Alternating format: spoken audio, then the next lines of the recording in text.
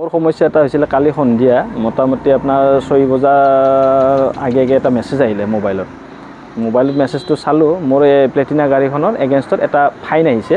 এটা মেছেজ দিলে মোৰ মানে ডিটিঅ'ৰ ফালৰ পৰা এটা মেছেজ আহিছে মানে ফাইন আহিছে মই তেতিয়া চালোঁ মোৰ গাড়ীখন 3 দিন ধৰি ঘৰতে পৰি আছে মইতো ব্যৱহাৰ কৰা নাই লগে লগে মই মেছেজটো লৈ কিনে লোকেল থানালৈকে গুচি গ'লোঁ অফিচাৰক খবৰটো ল'লোঁ মোৰ এনেকুৱা এটা ফাইন কাটিছে কি কাৰণত কাটিছে এইটো সুধিলোঁ তাৰপিছত ছাৰেও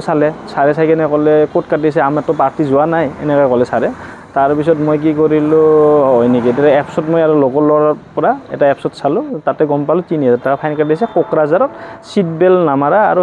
নো পাৰ্কিঙত ৰখাৰ কাৰণে আৰু বাইক এখন গাড়ীত মই ছিট বেল্ট কেনেকৈ মাৰিম বা কোকৰাঝাৰলৈকে মই গৈ কিনে লগে লগে মই মেছেজটো পোৱাৰ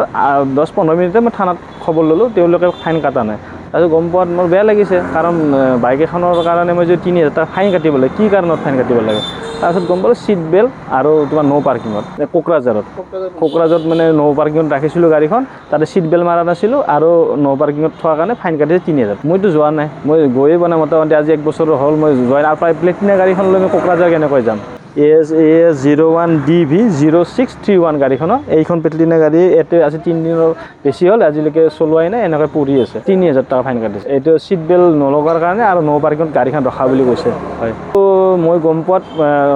কোকৰাঝাৰ থানাৰে কাটিছে বুলি গম পাইছোঁ হয়